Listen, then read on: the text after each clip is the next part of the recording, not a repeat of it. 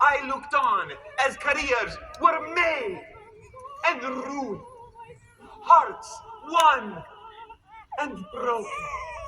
I witnessed feats of sublime artistic talent and deeds of hellish treachery. No one noticed me, but I noticed everything.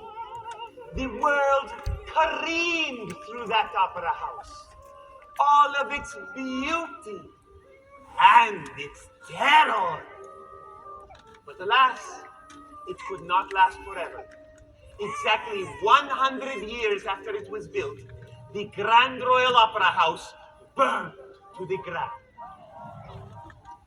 It was the night the opera company premiered their seminal work, The Fall of Troy.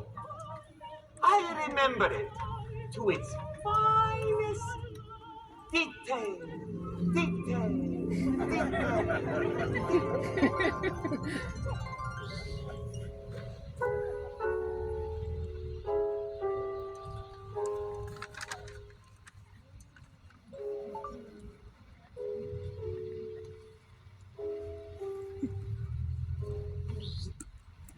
I began the evening at one of my favorite perches, high up on the wall of the mezzanine.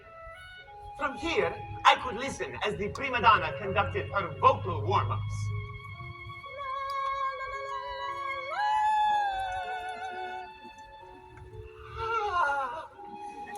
I never tired of hearing La Divina sing. She was absolutely magnificent. I admired the many finely painted frescoes that lined the stucco molding. Every inch of the Grand Royal Opera House paid homage to the great dramas of mythology.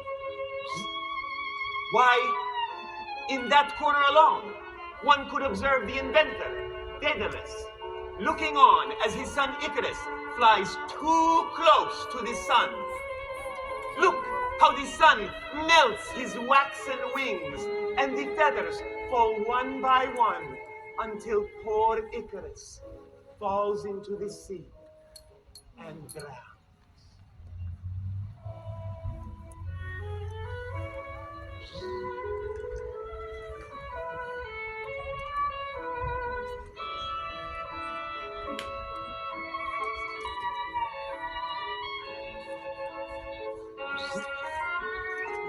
And just beside it, a great and tragic love story. Orpheus mourns the death of his dear Eurydice.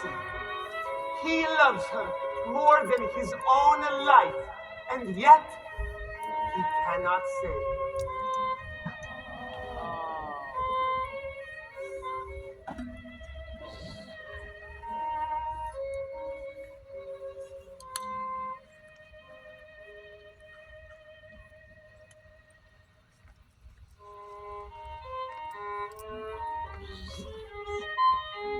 And of course, painted with unrivaled intensity, the agony of Prometheus, doomed to have his organs devoured every day for eternity because he defied the gods and gave fire to mankind.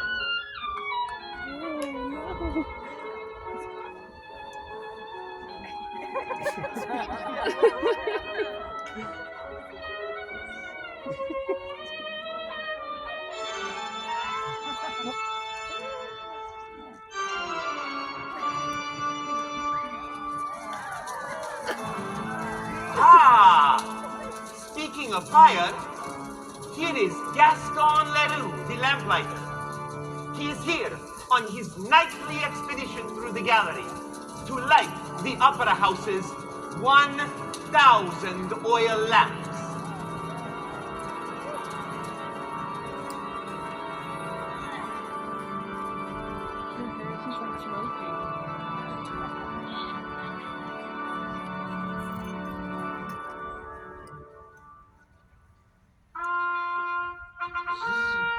At precisely 7 p.m., I heard the royal fanfare and flew outside to witness the arrival of the king.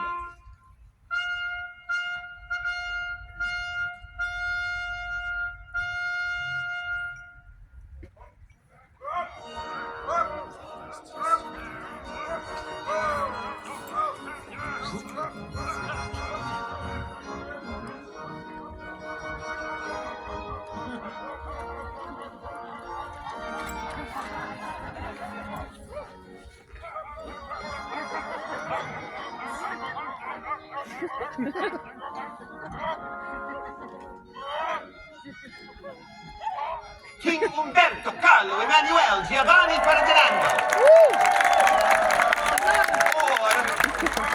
Or Umberto the Unbearable, as he was sometimes called, for he was not a very popular king.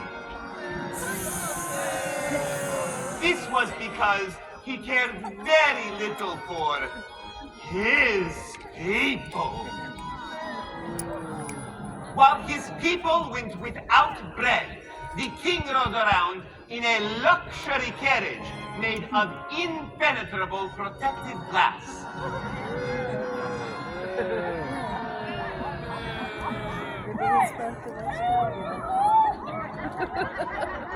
Fearing retaliation, the king ordered the opera house under extra security and closed seating to the general public.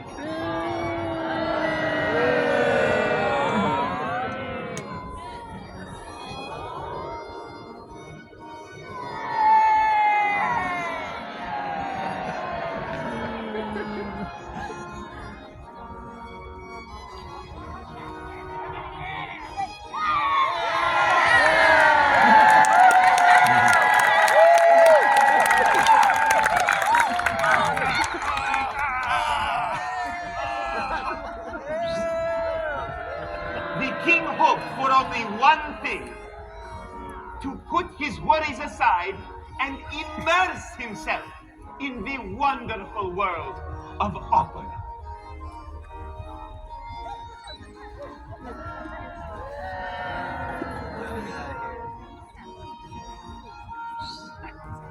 I entered the grand foyer.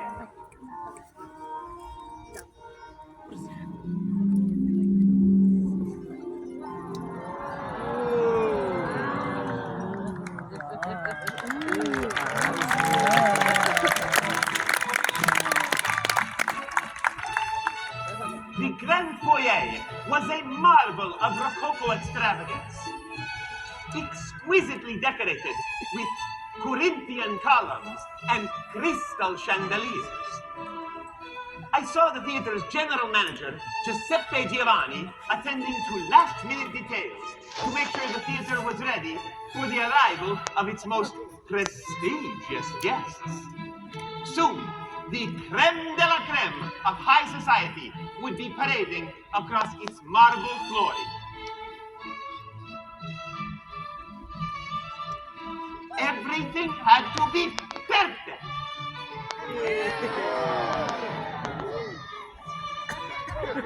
The king was the first to enter the grand foyer and was promptly shown to its royal box. Given the tense political climate, he was a little paranoid. But the general manager assured him that the royal box had been walled off in impenetrable protected glass to ensure His Royal Highness's safety during the evening's performance.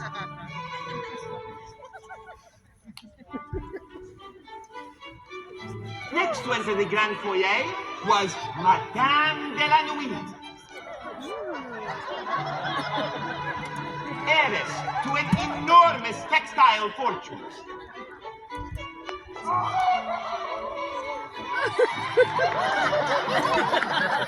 She set the trends for all the ladies of the opera.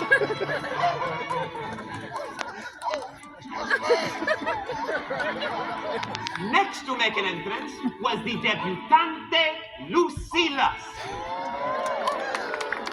absolutely exquisite in her blue evening gown.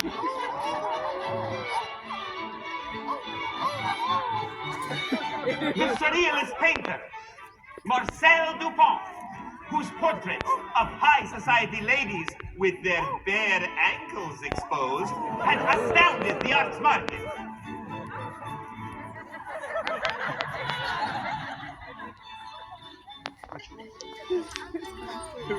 And the infamous mentalist, Monsieur Moreau,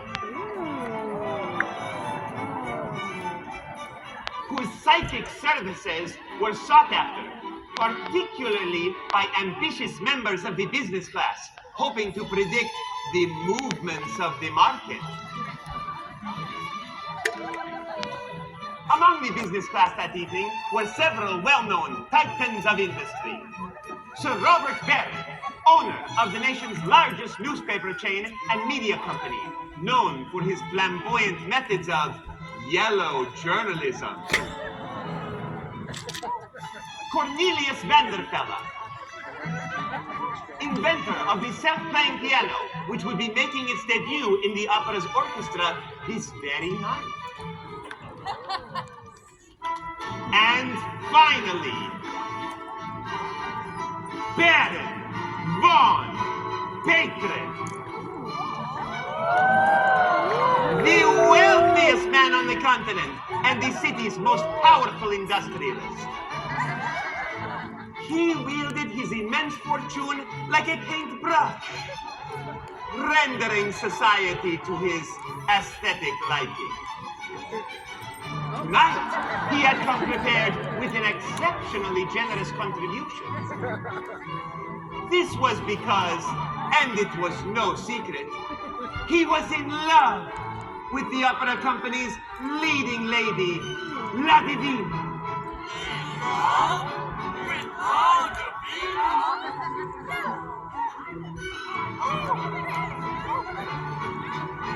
The general manager agreed to escort the Baron backstage to congratulate the prima donna on the eve of her debut.